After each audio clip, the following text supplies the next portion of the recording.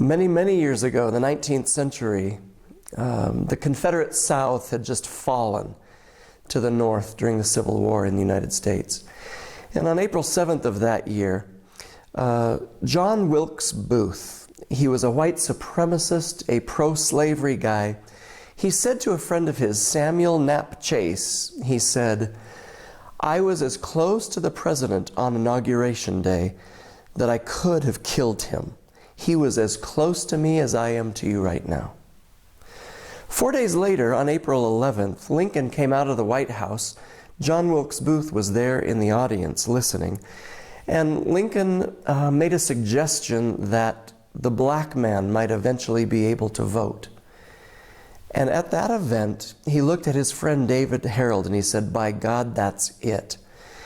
He's talking about black men becoming citizens, and by God, I'm going to put him through." And on his way home away from that rally, he looked at another friend named Lewis Harold and he said to him, "That's the last speech that man will ever give." Words. Powerful, potent, and at times poisonous words. More recently, there was an AP reporter, Helen Thomas, presidential reporter. Helen was a fixture in the White House in the briefing room because she always had the same chair on the front row for, I think, a decade or two. Everyone knew who Helen Thomas was.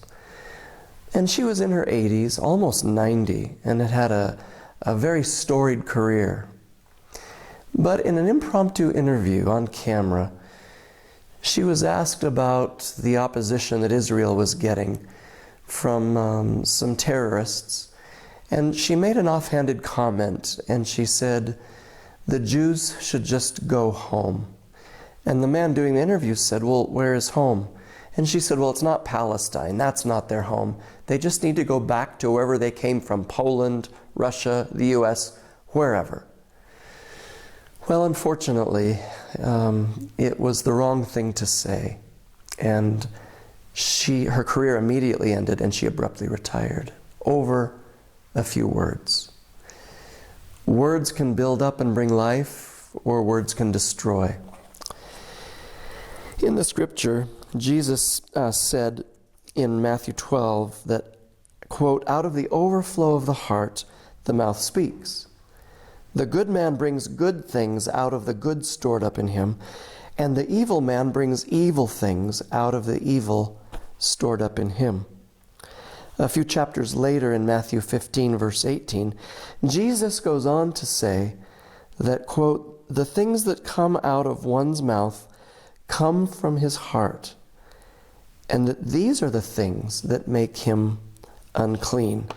In other words, whatever's in a man, whatever is coursing through his blood and his heart and entering in his brain, will eventually come out in his speech. Proverbs 16:23 says, "A wise man's heart guides his mouth, and his lips promote instruction."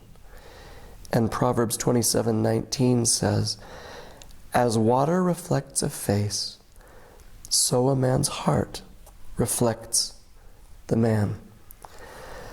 I'm learning that a healthy heart is the sign of healthy words.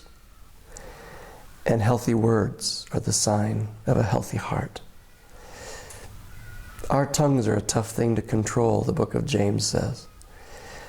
But will you with me today just ask God to deal with our hearts so that whatever comes out of our mouths will be clean and right?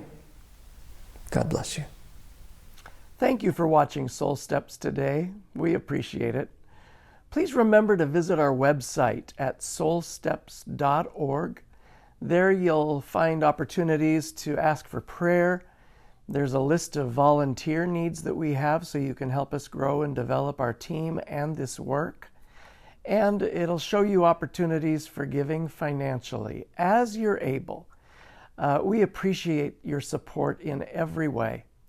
And remember that soul steps are important today because God cares about who you are and how you live.